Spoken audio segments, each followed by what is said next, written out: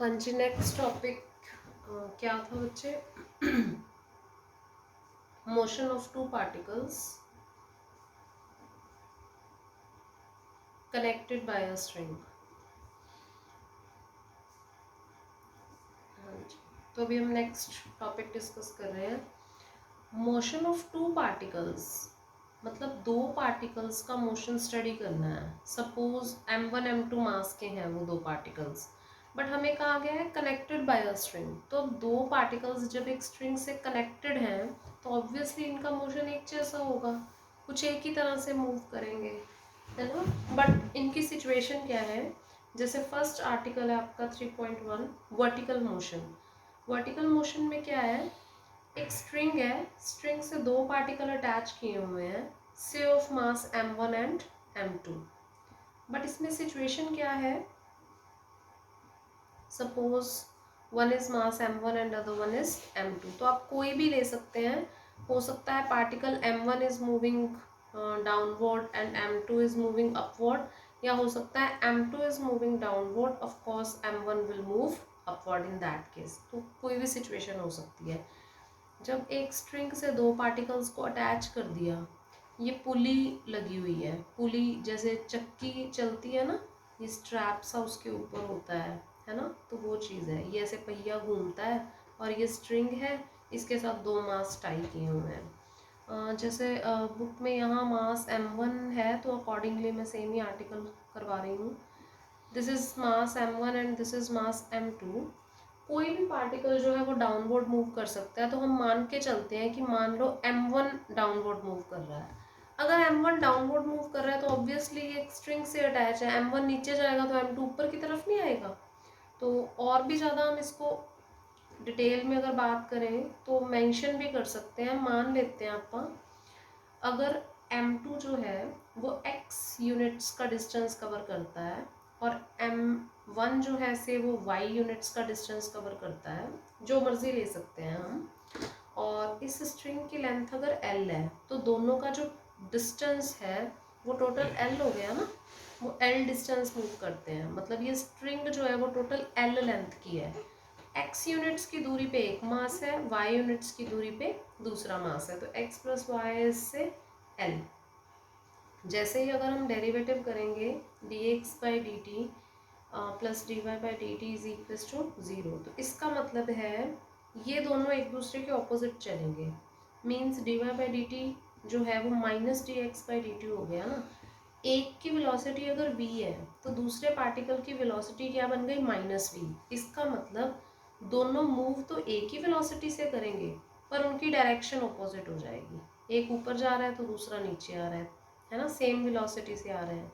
यही सेम चीज़ एक्सेलरेशन के केस में है। सपोज हम इसका डबल डेरिवेटिव करते हैं तो d y by d two square क्या हो जाएगा? Minus d two x by d t two. Means velocity या एक्सेलरेशन की बात की जाए तो उसमें नेगेटिव साइन का फर्क आ रहा है। इट सिंपली इम्प्लाइज कि जो पार्टिकल्स का मोशन है वो एक दूसरे के ऑपोजिट है। एक पार्टिकल अगर v वेलोसिटी से डाउनवर्ड मूव कर रहा है तो दूसरा पार्टिकल सेम v वेलोसिटी से अपवर्ड मूव करेगा। हाँ जी, तो अब हम इसके मोशन की बात करते हैं। If two particles are connected by a string then what about the motion. अब कई बार बात हो चुकी है, जब दो पार्टिकल्स या एक पार्टिकल कोई भी मोशन में है तो वहाँ हम इक्वेशन ऑफ मोशन की बात करते हैं। इक्वेशन ऑफ मोशन के अकॉर्डिंग ही फिर उनका मोशन ऑब्जर्व किया जा सकता है। सपोज यहाँ जो मोशन हो रहा है उसमें एक्सेलरेशन f है। मीन्स जैसे m1 पार्टिकल ने मूव करना शुरू किया तो उसकी वेलोसिटी v है, जैसे जैसे नीचे आएगा इसकी वेलोसिटी बढ़ती जाएगी। मीन्स इसके पास कुछ एक्सेलरेशन f है। तो अगर सिस्टम का जो मोशन है वो f एक्सेलरेशन से हो रहा है तो चाहे आप पार्टिकल m1 को देखो चाहे आप पार्टिकल m2 को देखो, दोनों पार्टिकल्स ही मूव तो f एक्सेलरेशन से ही करेंगे ना। तो हम एक एक करके दोनों की इक्वेशन ऑफ मोशन लिखते हैं। m1 नीचे की तरफ आ रहा है ना, तो डाउनवर्ड डायरेक्शन में इसका वेट लग रहा होगा। तो डाउनवर्ड डायरेक्शन में एक ही फोर्स एक्ट कर रही है, कौन सी? Weight of the particle. और जैसे ही आप किसी स्ट्रिंग के साथ कोई मास बांधते हो, मान लो अपन इस स्ट्रिंग के साथ मास m1 बांध दिया, तो यहाँ obviously equal and opposite reaction will be there. तो स्ट्रिंग में एक टेंशन क्रिएट हो जाती है ना। तो यहाँ कुछ वेट बांधा, उसकी वजह से स्ट्रिंग में यहाँ टेंशन आ गई। ऐसा ही सेम इधर भी हमने वेट M2G सपोज टाई करा हुआ है, तो उसकी वजह से भी स्ट्रिंग के अंदर टेंशन है। पर देखो स्ट्रिंग एक ही है, जब दो अलग अलग स्ट्रिंग्स होती हैं तब अलग अलग टेंशन आएगी ना। अब एक स्ट्रिंग है, इस स्ट्रिंग में इन वेट्स की वजह से, इसकी वजह से स्ट्रिंग के इस हिस्से में, इसकी वजह से स्ट्रिंग के इस हिस्से में एक प्रेशर क्रिएट हो गया, और वो प्रेशर जो है ऑब्वियसली टी के इक्विवेलेंट हो जाएगा। मान लेते हैं से टी है, ठीक है। तो देखो अगर M1 की इक्वेशन ऑफ मोशन की बात करें तो M1 की तरफ M1G डाउनवर्ड एक्ट कर रहा है, -T अपवर्ड एक्ट कर रहा है। क्योंकि बॉडी नीचे की तरफ मूव कर रही है तो हम इक्वेशन किस तरफ लिखेंगे, नीचे। मैंने लिफ्ट वाले आर्टिकल में भी बहुत अच्छे से समझाया था, बॉडी जिस तरफ मूव कर रही है इक्वेशन ऑफ मोशन उस तरफ लिखी जाती है, क्योंकि एक्सेलरेशन उसी तरफ पॉजिटिव होगी, रिजल्टेंट या इफेक्टिव फोर्स उसी तरफ आएगा ना जहाँ बॉडी मूव कर रही है। तो ये क्या हो जाएगा, M1G minus T is equal to M1F। Obviously ये किसकी इक्वेशन ऑफ मोशन हो गई, मास M1 की।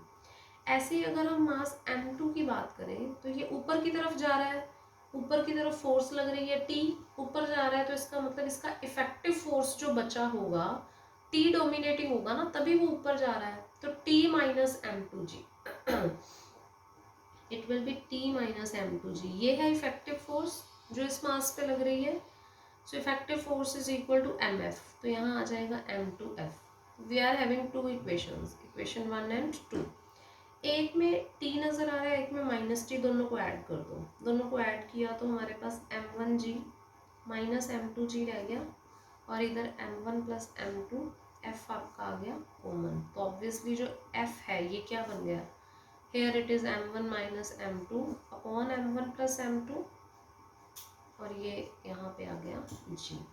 तो अब ये एक स्टैंडर्ड फॉर्मूला है, आप इसको हमेशा याद रखिए, आपको डायरेक्ट यूज़ करना है जब भी कभी आप डील कर रहे होंगे ना system of two particles connected by a string के साथ। इसका मतलब होगा एक पार्टिकल नीचे जा रहा है तो ऑब्वियसली दूसरा ऊपर जा रहा है, तो इस सिस्टम की जो एक्सेलरेशन होगी that is always equivalent to M1 minus M2 upon M1 plus M2G।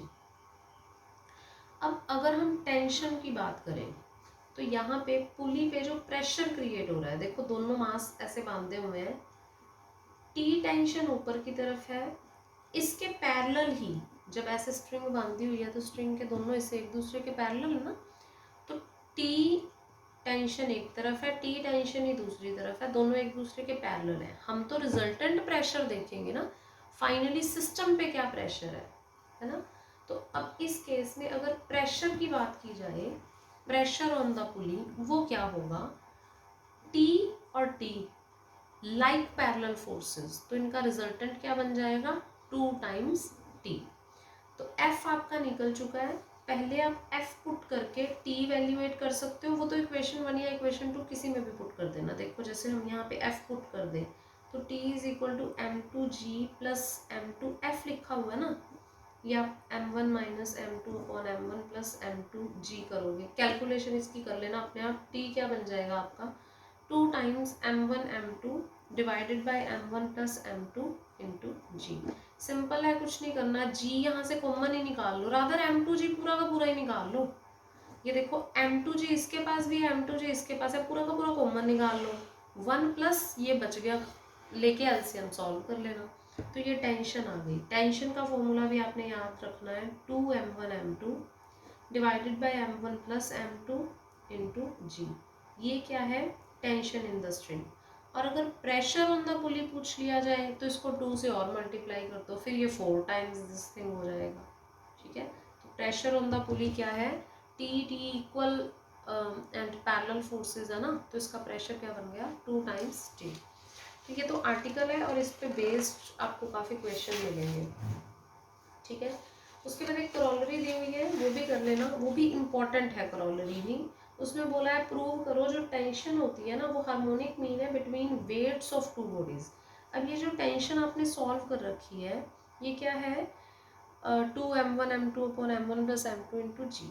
हमें कहा है प्रूव करो जो T है वो हार्मोनिक मीन है between weight of two bodies. Weight of two bodies का मतलब है M1G and M2G।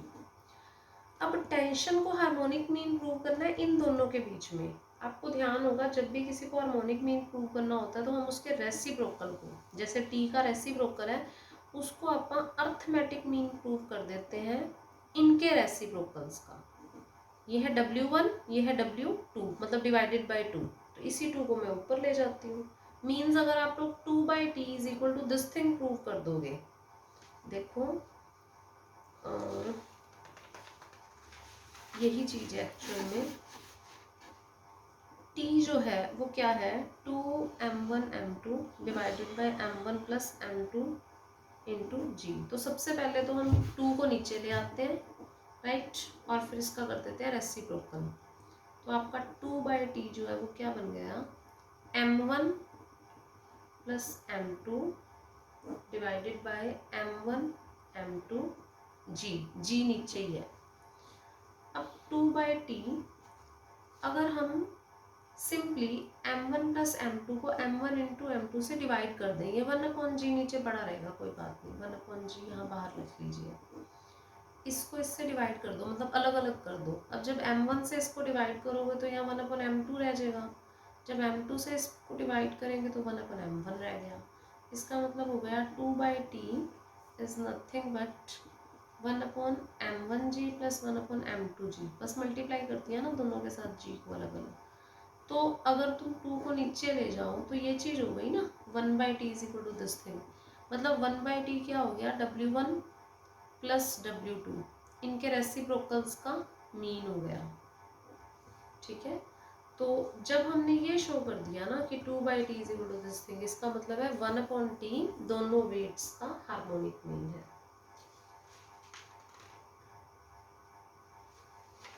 Next article क्या है आपका, अभी हमने बात की है 2 particles connected by a string, but वो जो स्ट्रिंग है वो पुली के ऊपर से पास कर रही है।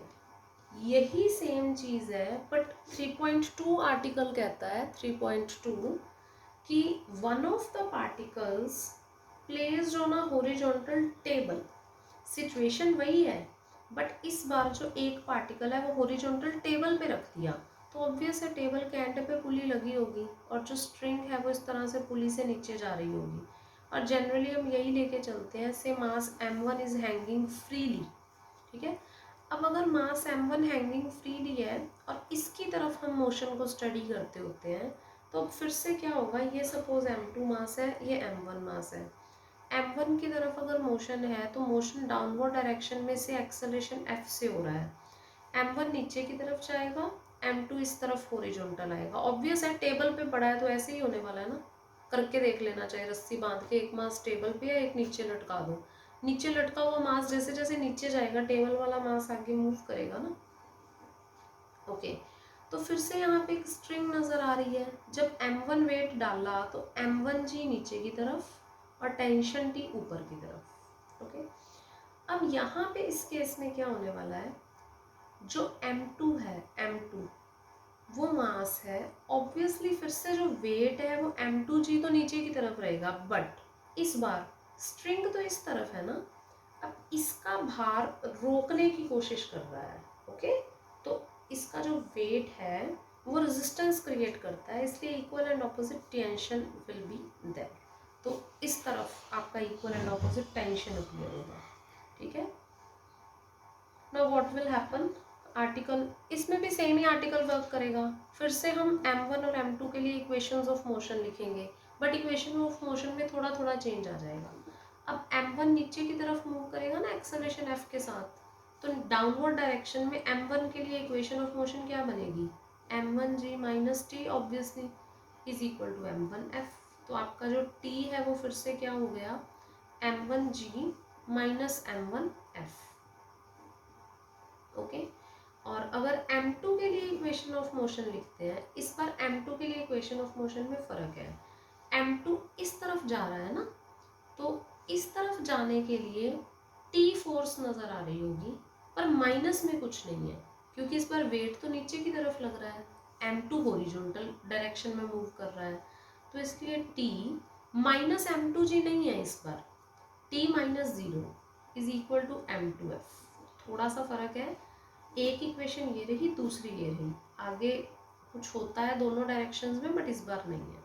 फिर से इन दोनों को ऐड कर दो, इन दोनों को ऐड किया तो टी तो डायरेक्ट ही कट गया ना, m1g is equal to m1 plus m2f। तो यहाँ से आपका डायरेक्ट ही f निकल आएगा m1 upon m1 plus m2g।